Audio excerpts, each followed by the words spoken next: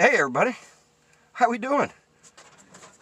I'm working on my batteries, my battery bank here for my solar. You know what? I'm going to stop this.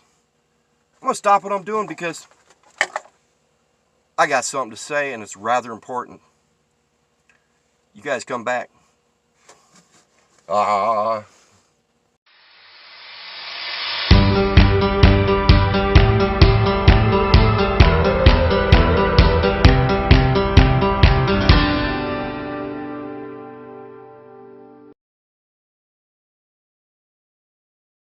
Hey everybody, this is Randy the Mobile Traveler and I'm with The DanVan. So you ask, why am I here today? You saw the thumbnail. You know, no, I didn't have a fire today, yesterday, or day before, but I did have a fire 2 years ago, and that was horrendous. And it's something that I don't want to happen to you guys. So what we're going to go through is a little bit about solar and kind of what not to do. I do believe that the fire started from the solar, don't you? I do too, yes. I mean, it came from the back, and that's where it was the hottest, that's where the solar was at. So, now, first off, I want to say that neither one of us are electricians. We are not professionals, but we have been through it. I've been through the fire. We've had solar for many years. We do know a little bit something about it.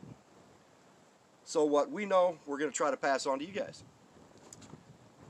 The first thing I want to talk about is, what do you want to talk about first? I think you ought to talk about the wires. Wires. Wires are important. The wires, you know, I'll tell you what. If you use the wrong size wire, like that one, hence, wrong size, you don't want to hook up your batteries with this. You don't want to hook up your charge controllers, your inverters. Why is that, Dan? because there's too much power going through that. They overheat, and then fire. Fire. Then, I'm going to go off camera a minute. Hang on.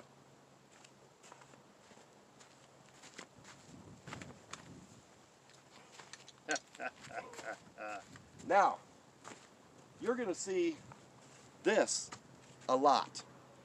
And I do say that even if you're in a van, you better have one of these. If you're in a travel trailer, 2. I would have one in your pull rig and one in your travel trailer. You can always get to the one in your pull rig usually. Yep. Fire extinguishers, have it. You're going to need it, maybe.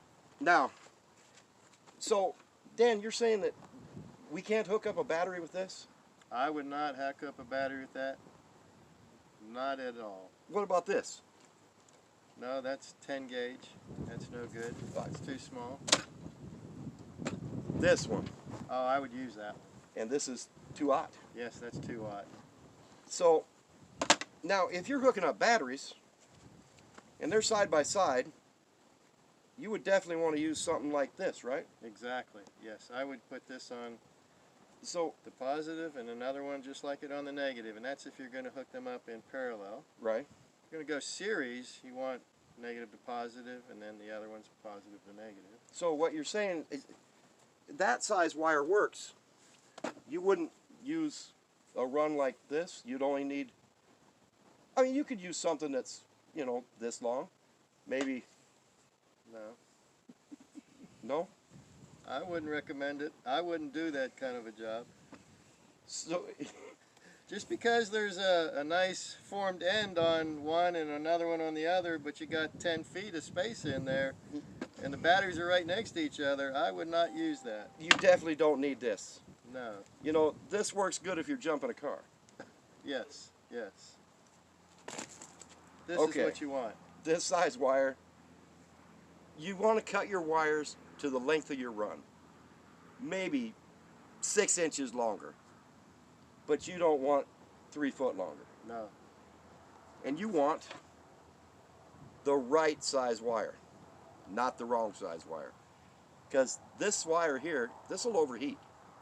And in time, when it overheats, What are you going to need? One of those. You don't want to have to use this. So, what would this size wire be good for, Dan? That would be something that you could use from, say, your solar panels coming down to your charge controller. Because this is probably a 10 gauge wire. Yes. All right. This would be good for your batteries, your inverter. Yep. Oh, wait. What about this one? It's the right size. It's the right size, but have you noticed that? Oh. We have frayed wires here, people. And with frayed wires comes A need for a fire extinguisher. now this wiring should have that heat shrink on it. Now you can use electrical tape as long as you get it all covered up. I don't recommend using this wire at all. It's just not safe. That's why I have it in my hand, because I took it off of somebody else's batteries. They were using it. Not cool. Not cool at all. Now, we're also going to talk about connectors. There's different kind of connectors you could use. What I have here, these are Mc4 connectors. Most of your solar panels come with these connectors on it. You just click them together and you're solar ready. As long as they're put on right. Right. If they're not connected right,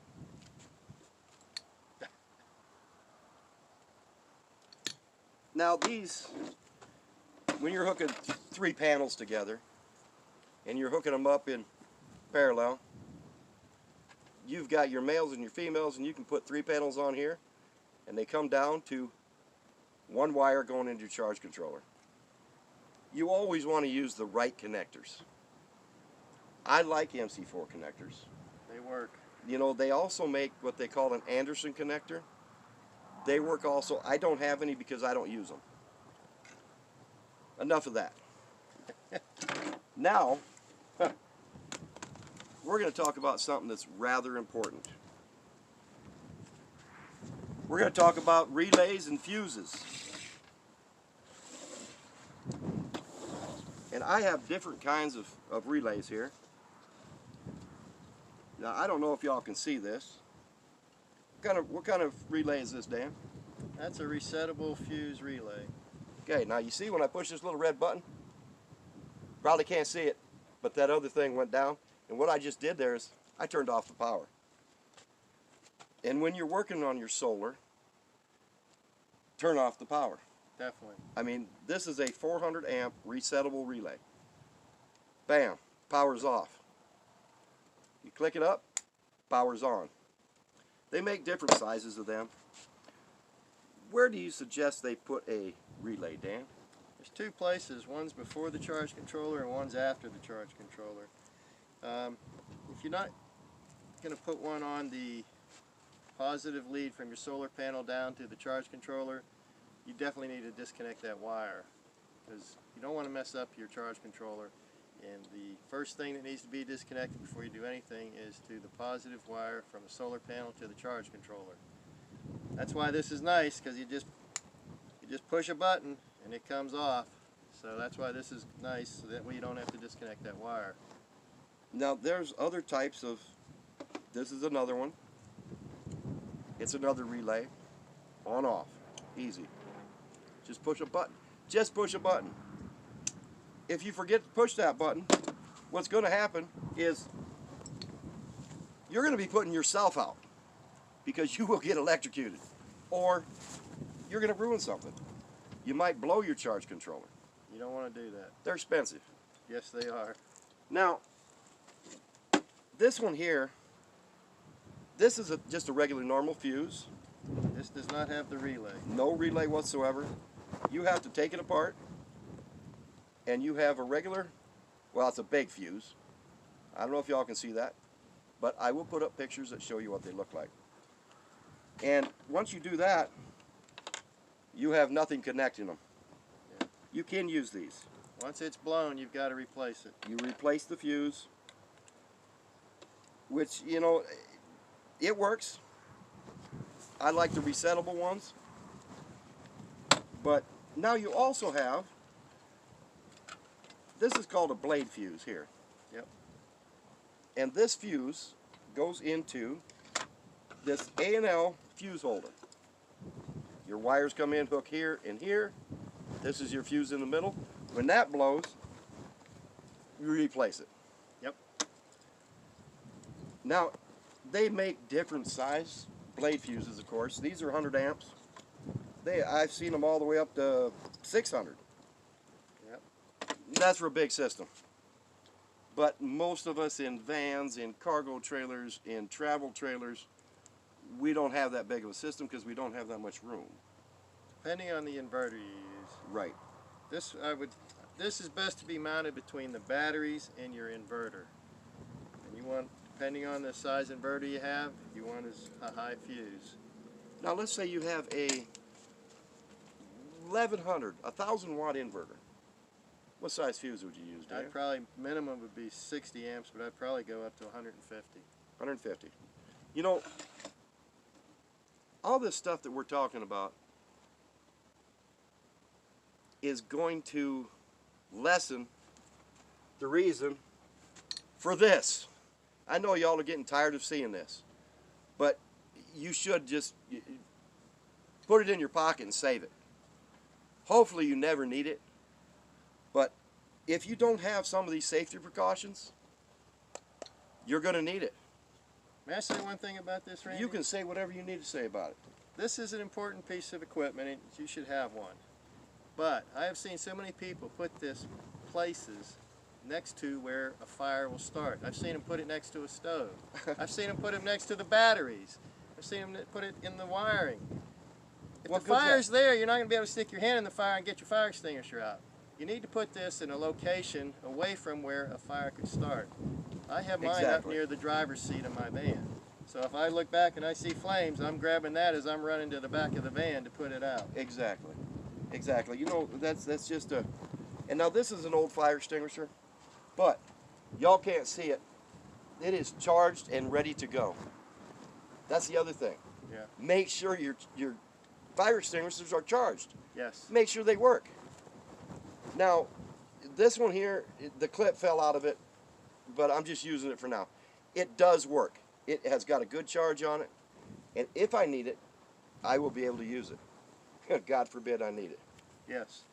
Now, during the fire that I had 2 years ago, I did have a fire extinguisher. I had it in my pickup, and when the fire started, I was approximately, I had to move the truck. I was approximately 50 yards away, but the fire was just too big. One little fire extinguisher wasn't going to do it. Now, if I would have noticed the fire sooner, that would have taken care of it. But I didn't notice it because I was actually pulling the camper. Right. So I didn't notice it. Safety. Fuses, relays, wiring. Just make sure, and why I'm doing this, why I'm telling you all this, somebody else is going to do your solar for you. Chances are. Make sure that they put these in there. Make sure you have a way that you, the owner, can turn it off. Make sure you don't need to get somebody to do it for you. Boom. Push a button, it's off. Yep. Anything else, Dan, you'd like to talk about? No, that's good advice. Okay. Turn it off. Don't turn it on. Hey, this is Randy the Mobile Traveler. Thank you guys for joining me. You guys travel safe. Love one another if you can, and if you can't, Dan, what do you do? I try to walk away. He tries to walk away. Have a great day, everybody. Bye now. Bye.